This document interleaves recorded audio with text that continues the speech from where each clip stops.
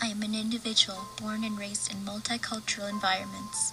I've lived my whole life surrounded by culture, but only one at a time.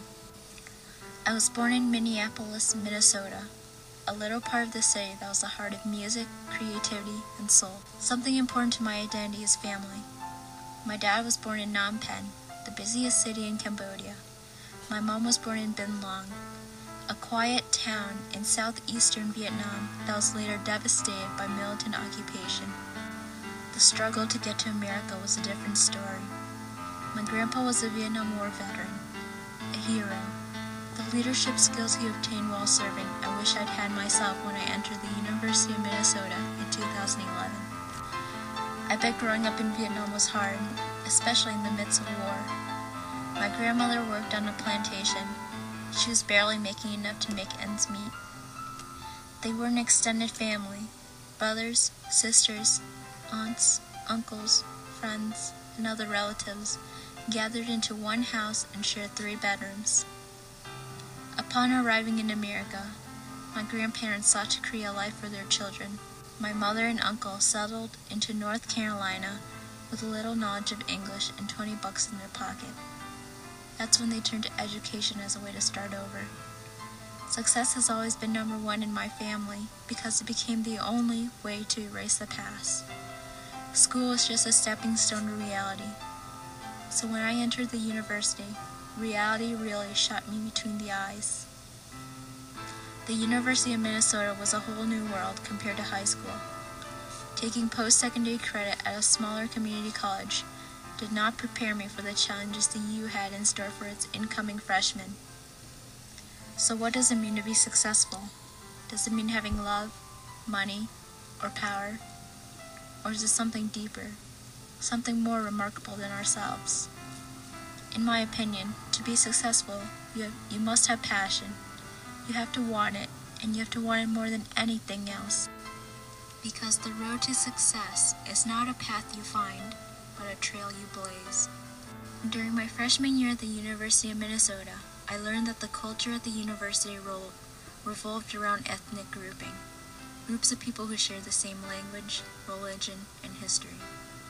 I believe that culture of power at the U follows certain codes and rules that reflect a predominant Euro-American culture, and that we must learn to abide by these rules to be successful in college. I find that stereotype is the most intriguing aspect of university life.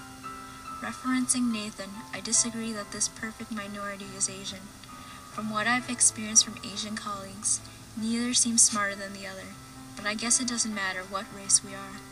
We're here for one purpose, and one purpose only, and that is to be successful in everything we do. Following the footsteps of my mom, my brother, my uncle, and my cousins, I feel as though I'm losing a part of myself. Being children of genius parents, it became hard to stay connected.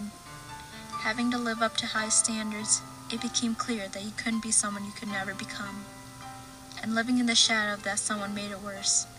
And that's exactly how my brother and I felt growing up, so we had to grow up pretty fast.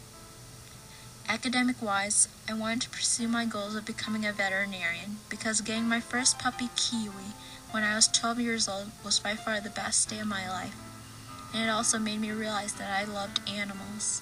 My transition to college life was a challenge.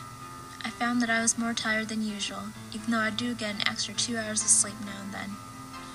I find that making friends was really easy, but when it came to keeping in touch, it was really hard. My core values are, and will always be, success, passion, and determination. Entering college was just a way for me to tackle these values head on. Living at home saved me a lot of money, and I didn't have to live on that ramen noodle everyday diet that all college students seem to have these days. It also made sure that this never happened to me. Getting to college every morning, however, was a real problem. I had to wake up 2 hours early every day because I have an hour-long commute. To top it all off, it had to be in Minnesota, where it's 6 months of winter and 6 months of construction. Rain or shine, I have to walk across the Washington Bridge every single day to deal with a TA that calls my papers hodgepodge. Study spaces I usually go to are Walter or Wilson Library. The smell of coffee in the morning makes me really nauseous, and there's never any chairs available, and it just pisses you off. For fun, I usually take a long walk along Washington Avenue with my older brother, and we'll go grab a bite to eat at random restaurants. When it's warm, we usually lie in the grass near Kaufman and complain about how much homework we have for the rest of the week. Being bored during breaks, rather than checking mail several times an hour, I find that going on Facebook, although not one of my best ideas, is a way to slack off a bit. Whoever said that graduation would be the best day in a kid's life is crazy. I was actually devastated on my big day. All I ever wanted through my high school career was to get a 3.78 GPA to get that golden sash wrapped around my neck. That dream was shortly stomped upon when I pursued PSEO. Though worth it, really cut down my credits for high school. A week after graduation, I began staring at the mailbox every day for the next month. Eventually, I received my acceptance letter for the university. The doorway to success is easily opened if you stare at it long enough. That's my philosophy. What's yours? I was faced with many choices: accounting, biology, pre-veterinary medicine, business, finance, chemistry. It was hard to decide at first, but after my first semester at the U, it became easier to choose. Of course, I couldn't have gotten through my freshman year without my big brother Vian, Janelle Meyer, and Tia. And of course, I couldn't forget about Fred. How my identity was changed. So, what happened to the Mimosa who loved art? The one who loved writing, music? Sometimes I miss her. My freshman year at the University of Minnesota was a whole new experience. In addition to long hours of studying and writing 10-page essays on a daily basis, I found that I was transforming into a zombie of my former self.